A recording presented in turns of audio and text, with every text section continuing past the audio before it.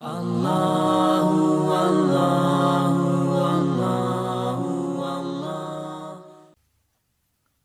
زمر کی آیت نمبر 53 سورہ زمر کا 6 رکوع اور 24ویں پارے کا 3 رکوع۔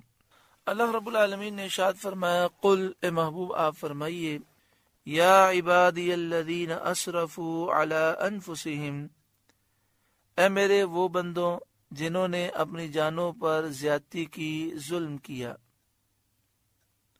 گناہوں اور معصیتوں میں مبتلا ہو کر گناہ کر کے اپنی جانوں پر جنہوں نے ظلم کیا۔ لا تقنطوا من رحمت اللہ، اللہ کی رحمت سے نا امید نہ ہو۔ ان اللہ یغفر الذنوب جمیعا، بے شک اللہ سب گناہ بخش دیتا ہے۔ جو کفر سے باز آ جائے، سچی پکی توبہ کر لے تو اللہ تعالی سب گناہ بخش دیتا ہے۔ انہ هو الغفور الرحیم، بے شک وہی بخشنے والا مہربان ہے۔ تو جو کفر سے باز آئے، سچی پکی توبہ کر لے تو اللہ تعالیٰ اس کے سب گناہ بخش دیتا ہے۔ مشرکین میں سے چند آدمی سید عالم صلی اللہ علیہ وسلم کی خدمت میں حاضر ہوئے اور انہوں نے حضور صلی اللہ علیہ وآلہ وسلم سے عرض کیا کہ آپ کا دین تو بے شک حق اور سچا ہے، لیکن ہم نے بڑے بڑے گناہ کیے ہیں، بہت سی معصیتوں میں مبتلا رہے ہیں، کیا کسی طرح ہمارے وہ گناہ معاف ہو سکتے ہیں؟ اس پر یہ آیت نازل ہوئی اور فرمایا گیا کہ سچی پکی توبہ کرو، ایمان لے آؤ تو اللہ تعالیٰ سارے گناہ بخش دے گا۔ وَأَنِيبُوا إِلَىٰ رَبِّكُمْ، اور اپنے رب کی طرف رجوع لاؤ، یعنی توبہ کر کے تائب ہو کر اپنے رب کی طرف رجوع لاؤ۔ وَأَسْلِمُوا لَهُ، اور اس کے حضور گردن رکھو، جھک جاؤ اور اخلاص کے ساتھ اس کی عبادت کرو۔ من قبل ان یأتیکم العذاب، قبل اس کے کہ تم پر عذاب آئے، ثم لا تنصرون، پھر تمہاری مدد نہ ہو۔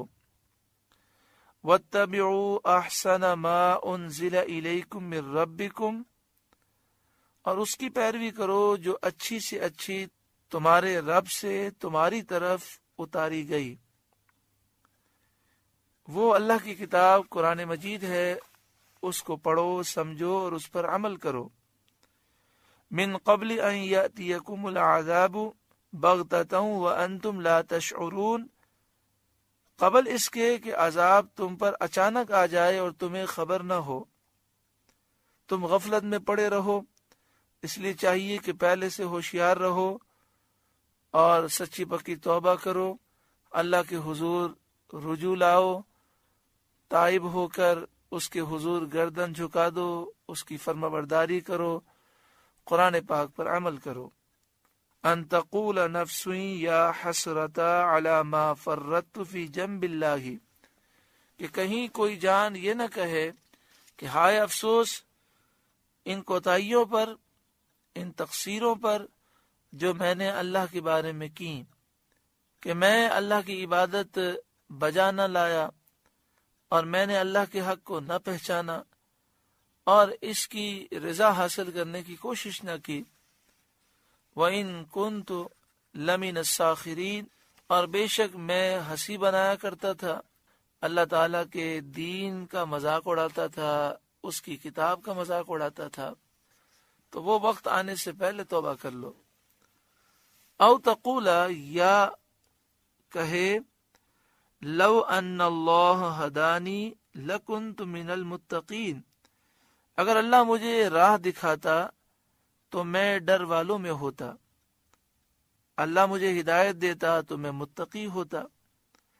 او تقول حین تر العذاب، یا کہے جب عذاب دیکھے لو ان لی کرتن فاکون من المحسنین، کسی طرح مجھے واپسی ملے کہ میں نیکیاں کروں، یعنی دوبارہ دنیا میں مجھے جانے کا موقع دیا جائے کسی طرح تو میں پھر نیکیاں کروں، سچی پکی توبہ کروں، ایمان لاؤں۔ ان باطل عذروں کا جواب اللہ تعالیٰ کی طرف سے وہ ہے جو اگلی آیت میں ارشاد ہوتا ہے، بلا، ہاں کیوں نہیں، قد جاءتک آیاتی، بے شک تیرے پاس میری آیتیں آئیں، فکذبت بہا، تو نے انہیں جھٹلایا، واستکبرت، اور تو نے تکبر کیا، وکنت من الکافرین، اور تو کافر تھا۔ یعنی تیرے پاس قرآن پاک پہنچا، حق اور باطل کی راہیں واضح کر دی گئیں، اور تجھے حق اور ہدایت اختیار کرنے کی قدرت دی گئی، باوجود اس کے تو نے حق کو چھوڑا اور اس کو قبول کرنے سے تکبر کیا، گمراہی اختیار کی، جو حکم دیا گیا اس کی ضد اور مخالفت کی۔ تو اب تیرا یہ کہنا غلط ہے کہ اگر اللہ تعالیٰ مجھے راہ دکھاتا تو میں ڈر والوں میں ہوتا، اور تیرے تمام عذر جھوٹے ہیں۔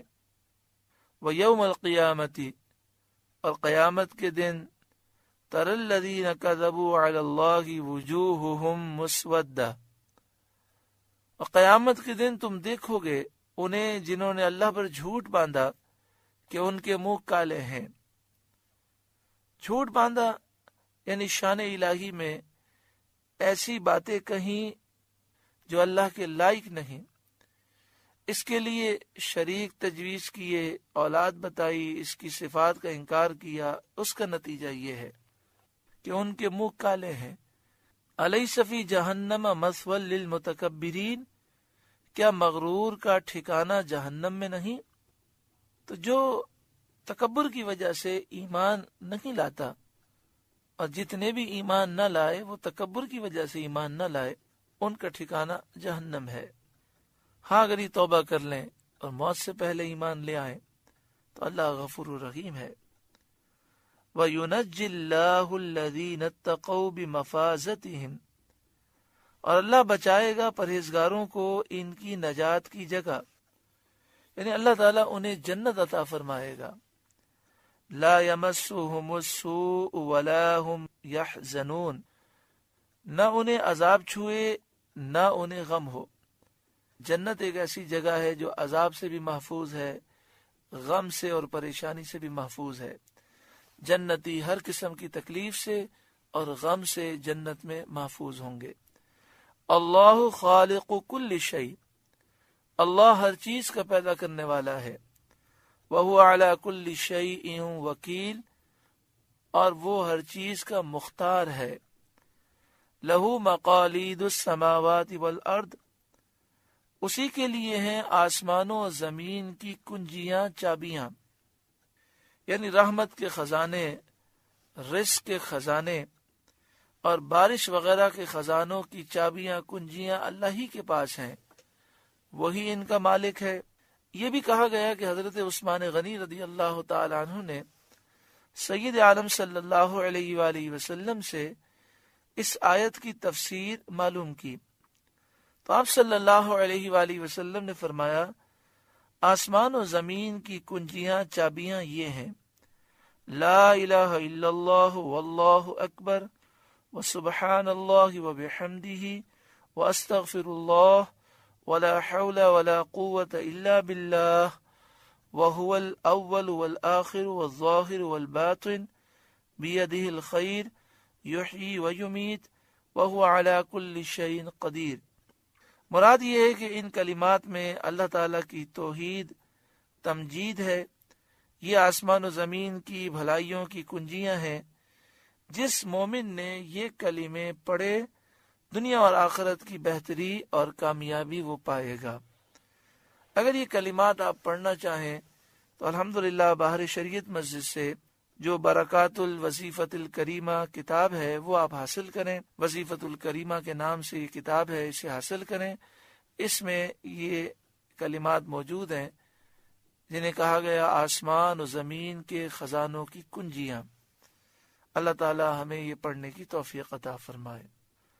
والذین کفروا بآیات اللہ اولئک هم الخاسرون، اور جنہوں نے اللہ کی آیتوں کا انکار کیا وہی نقصان میں ہے۔